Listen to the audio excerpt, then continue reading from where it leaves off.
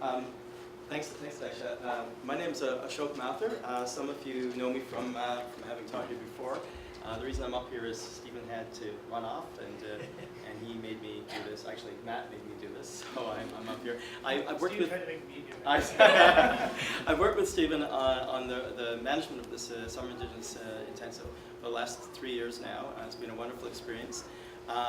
They got rid of me last year, and I went over to OCAD, and I'm working at the Ontario College of Art and Design in their graduate studies, but I still wanted to be very involved. So the good news is I'm trying to bring a number of graduate students out here. They're involved. They're going to wave at you in a second. Elizabeth, Krista, Keiko, and Aylan. Erica, sorry. I also want to make an acknowledgement too about all the wonderful people who put this together. First of all, the instructors, not least of which of course is Stephen, but also Greg Young-Ying and people such as Matt and Catherine and Holly and Neil. Have I forgotten someone? Andreas is teaching first year course. Because this is all part and instrumental of this.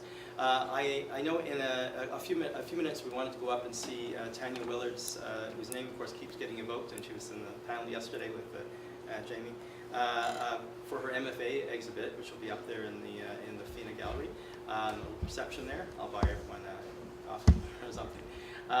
And so we can go up there. Before we do that, Stephen asked if we could have just a short little question period, response period for the artist, but also the keynotes. So if I could have Taisha and Jamie and who else do we have on here? Julie, sorry, Julie, and Ryan, and also if we could have Dylan and Natalie come up and just maybe have a few minutes for questions, and perhaps the panelists might want to start by responding to each other or something like that. And because we don't have chairs, or we do have those stools. Do you want to bring those stools out? Yeah, let's sit down here. It's a little bit easier and a little less uncomfortable. So we can just sit up here and chat. Maybe we can start with. Does anyone on the panel or the keynotes want to start off by having a question or a response to anyone else who is over here? Natalie's standing. She must have something to say. I just thought it was all really fantastic and interesting and engaging and political, and I just want to congratulate everybody here for the courage to stand and be here today, and to thank you for sharing as well.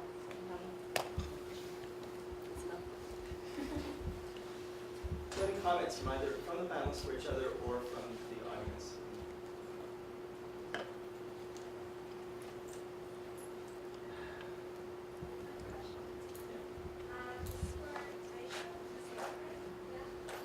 So I'm interested in the dancing movement, and you talked a little bit about your own practice of using your body as an opening up the space, and I guess opening where you kind of come from and how you operate within the gallery. And so I was wondering if you could talk a little bit more about contact improvisation and what you're doing and thinking about working in the group that you're Thank you for the question. Contact improvisation is this dance form that I have this intense love-hate relationship with. Yeah, it's actually my first movement practice. Being someone who started late, it's not a practice that kids do, but in a formal context don't do workshops in. And so it was both this practice where I found so much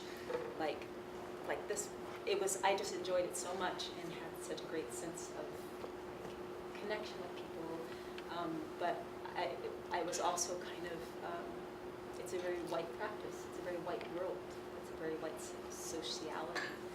And so I've been thinking about, and that feeling, I can speak about through so many different dance forms, but contact improvisation, because of that love, is a side of kind of conversation. And so I've been thinking about this idea of what it means to blacken dance, and that came from a scholar, it's a longer answer, but what it means to blacken these spaces. So to think about, to use the form, for one, to pull it out of its context. So what does it mean to talk about gravity and weight exchange as a way to talk about race relations, as opposed to just talking about how we can make a cool dance sequence.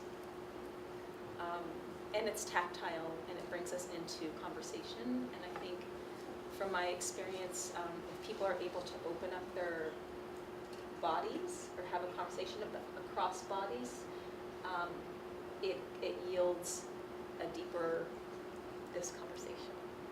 So I've been using it as a way to talk with people. Does that answer a little bit? Yeah, I wonder when you're practicing, do you build upon gestures or is it more spontaneous? Or as you move and get to know those gestures and bodies, is there a rehearsed dance that comes out of it? Or you feel like each time it changes? Each time, I would say each time it changes, mostly because all of our work is based in improvisation, but setting scores, and in terms of turning work, going from rehearsal to performance, we really just, on a basic level, turn our exercises and practices, just sequence them together and situate them in the context of performance, and you have a performance. I could say more. Just, yeah. Thank you. Other comments, questions? I'm wondering if, one of the things I was thinking of is Tasha was talking about also listening to all the presentations, which either came from or discussed a place of land or movement across it. And I was thinking of a couple of years ago with Peter Morin and Amy Goto and Stephen Foster had done a project called Okanagan, which was using a Tahltan notion of walking across the land. So it was an invitation for Indigenous artists and artists of color to be in conversation with each other on that. I wonder if, and maybe we start with maybe Natalie and Dylan because of their keynotes, about if you see that the concepts of land in artistic practice being reconceived, like are people seeing it differently? I'm not thinking so much of you as artists and practitioners, but is there a public shift within both Indigenous and non-Indigenous spaces around how land is perceived?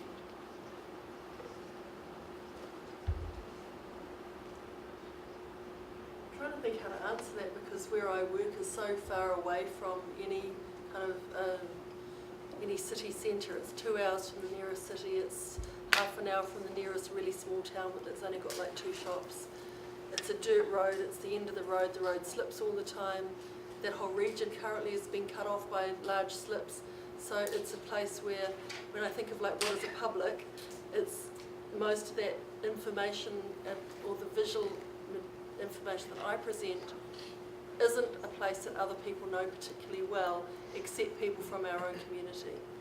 And so there are different kinds of publics, I guess. So there are perceptions. So if I show that work and I have a really great turnout of people from my own tribal group, and I do belong to an organisation called Taurahiri, which is Ngāti Porou Taurahiri, it's Itamaki, which means Ngāti Porou who live in Auckland as a city. And so we're already, I think it's about 13,000 Ngāti Porou live in Auckland, I think about 11,000 in Wellington, thousands more in Australia, and only 8,000 living in a really pretty large geographic tribal area at home. And so the idea of what is the public and who is the public, if I'm with those people, it's a really different kind of relationship and understanding of land.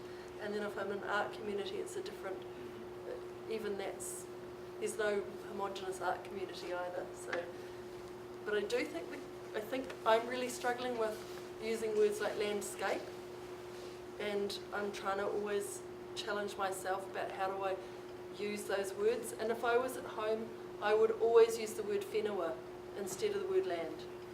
And so the word whenua is both the word for placenta and the word for land. And so already there's quite a different shift in how we understand a space that nurtures us.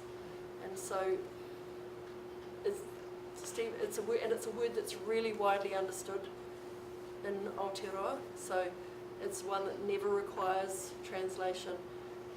So I guess there's kind of multiple ways of viewing and understanding that. But I just wanted to say something about walking through the land, because the only video work I showed today is from the Sky Space, and I was thinking of yours, Julie, of the Sky Space and then the Earth Place, and then I'm working with an underwater film dude who I grew up with, who I was hopefully going to do some underwater kind of drifts in that horrible murky river space for me. But I've done a lot of walking of the land, with walking really slowly and just making very close observations of the eroded river, the banks of the river, particularly where it meets the sea. And so even there, those littoral zones, or those places where land and river and sea and beach are all meeting and they're changing, even that's like, how do we quite relate to that? As it's not just land, it's a in-between zone as well. So, yeah. So I didn't show that work because it's a very slow-moving piece. Yeah. I hope that answers something of your question.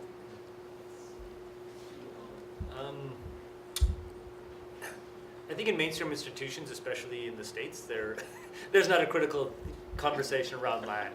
I think, think about ongoing immigration debates and conversations about the creation of a wall. There's no kind of reflexivity about what it means to be living in a settler colonial context.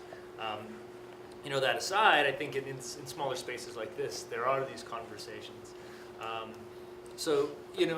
Maybe when Taisha was talking a minute ago, I was thinking about it. She talked, what was the word you used? To blacken performance, or is that what you used? Yeah. The queer Chicano artist from LA, Rafa Esparza, is talking about, identifies as brown, is talking about browning the gallery, and does, actually like bringing the land. His dad, made adobe bricks, and so he works with his dad and other, family members to make adobe and to actually put them in the gallery space and on the walls. And there's something about bringing the earth into the land into the gallery space that does something really important to begin those conversations or commence or kind of engage in them in serious ways. I think those of us here are having these thoughts and thinking through them and thinking about land as something that isn't sedentary, that we move across through time and space. Julie, during her presentation, talked about the Rabbit Island residency that her and I were on. But in the language, the word for Rabbit Island is Ni'ajawam Minis, or the stopping over, the island we stop on. It's not a place of, it's never been a place of permanent habitation. It was like a place to kind of cut across from the Keweenaw Peninsula in Lake Superior. So it had a special purpose. So I think about, when I think about land and I think about the way we talk about it, I think of use values and relationships. And yeah. Any other comments on land? I just was thinking more about, like, for me, I've done so much work around Indigenous stories of place, and so like the idea of place making, kind of the specific stories of your place, that when you guys are talking, you're like geographically locating yourself in these kind of concealed geographies. And then I think of, the work of Katrin Kittrick, where she talks about concealed geographies and black bodies within, the Canadian state, and this idea of the erasure that we that we're absolved of not having slavery when in fact we did, and then how those kind of like black, brown, Indigenous bodies all kind of have different kinds of conversations and have different stories to tell. And I think that that's kind of the most interesting kind of like layered geography that I think we're going to kind of see moving forward.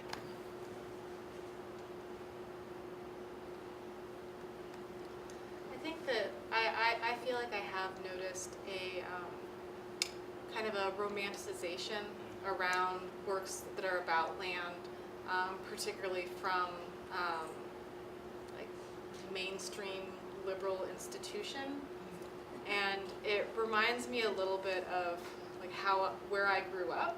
I grew up just outside of a river, like basically like as close as you could live to the river. And it was just outside a landfill. The landfill was literally at the river because the river was a gross place to live because of all of the destruction from Alcoa and all of the toxic pollution. It was one of those toxic spaces on the Columbia River. And now it's condos. Because the more we go through this cycle of, as a country and as the stewards of this place, destroying it, the more there then becomes this this romanticization around it, and it's kind of a gross cycle. I just want to just add to that. I like my entrance into this conversation always feels like it's from the side door, but whatever. I think there's also something interesting. Land, there's not a critical conversation about land in the States at all. So much so that I wouldn't even be able to recognize it if it existed. But I do want to say that I think it's interesting. There are some art spaces that I think about, like the whiteness of art spaces, these white walls, and the cleaning that happens between works. And I really appreciate there's a couple of art spaces, Commonwealth and Council in Los Angeles, that is artworks, or they're kind of becoming this layering. So one artwork, it still remains as another artwork comes in. And so they become these spaces where all of these narratives kind of create a total whole. I don't know if that makes sense, but I wanted to throw that out there. I just want to add to that a little bit that in the 1970s there was a land march held, led by a woman called Fina Cooper from the far north, one of the most northern tribes, and the kind of the banner statement was "Not one more acre," and I was going to show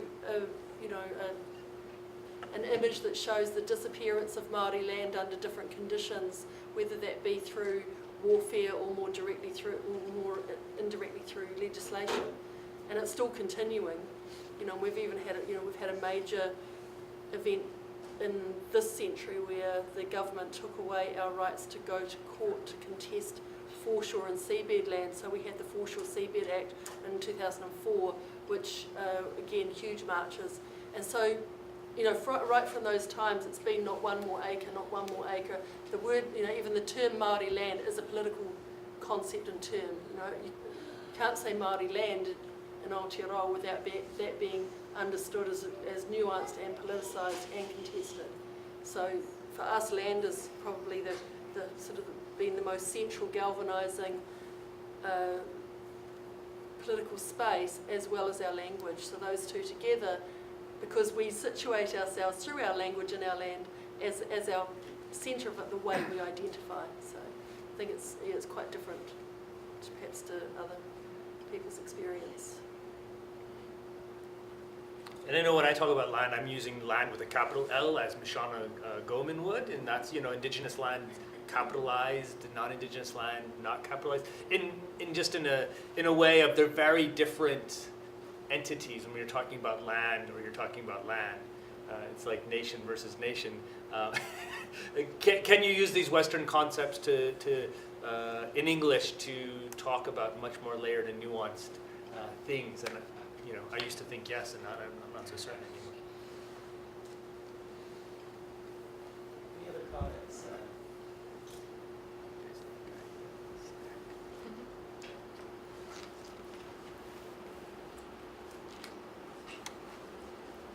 Well, before we go, the last thing I guess I wanted to ask Jamie something, because we've always having this conversation, but I think it's applicable to some of what we're talking about, which is the you stated at the start that you're here as an artist, but because you don't want to show the work right now, you want to speak as a curator.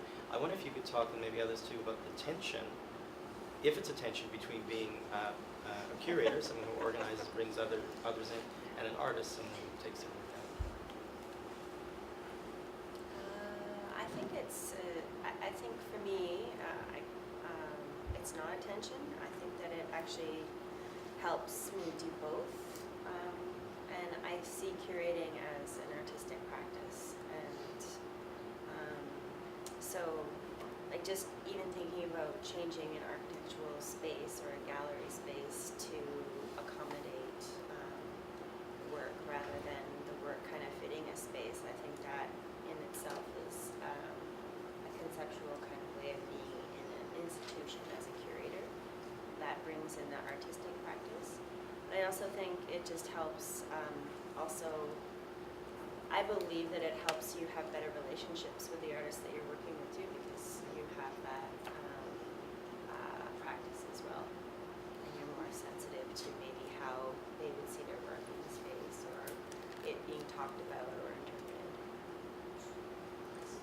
Any other comments about I would just add that sometimes there's a tension, not in a way that, just that you have to wear multiple hats. So it just depends in the context of what you're talking about, what projects you decide to focus on and which projects you leave out. And then people are surprised later that this project or that project was also part of your roster. I would say that I don't like go home and be like, this is my scholarly work, this is my artistic work as an artist, and this is my curatorial work. I see all of just kind of what Jamie is saying is that, in my mind, that's artistic practice. So whether I'm like thinking through a conceptual concept, or I'm thinking about that concept visually, or I'm aesthetically thinking about it, or how I want it placed, or how I imagine it, I feel that, when, especially for Insurgents, Resurgence, we imagined conceptually how that show would look very different because we do have artistic practices, if that makes any sense. Could I add to that? I curate a festival, performance festival called Living Things in the winter, and I also create performance work. And what brought those two together for me was the idea that what I'm actually seeking is the creation of an environment where something can happen in between whatever is being proposed and who's observing or receiving. So it's actually about generating this other thing. It's not about the object, it's not about what happens in between. So that remains for me the kind of the link between those.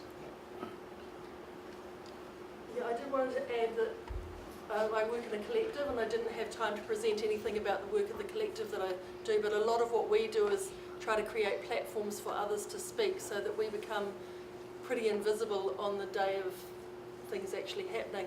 It's called local time. I think there's not so much attention with that, but it's a different mode, and it's just a different register. But I also didn't mention that I teach at a university full time, and that the tension is often just within myself about how much time have I got available to do any one of these multiple kind of things, and that becomes, if anything, the tension is actually just when do I actually get to be an artist? Yeah. So that's why I'm really grateful for the residency, even though I spent most of the time writing. Well, I have a little one here saying that it's time for us to finish off, so we're going to do that. But before we do that, I just wanted to, we'll go up to see Tanya's show, and before we thank the keynotes and the artists, I do want to mention a couple of more people here who've done an incredible amount of service for this space. One of them is Jennifer, who's helping us set up for a symposium group of a research team coming next week. But she has the misfortune of coming here earlier, so she's taken on a lot of responsibilities, particularly with our grad students, which is wonderful. So thank you, Jennifer. I want to thank Toby for doing all the work she's done to organize this and structure this, working with a lot of others, including Matt and others here, but doing a lot of groundwork on the groundworks.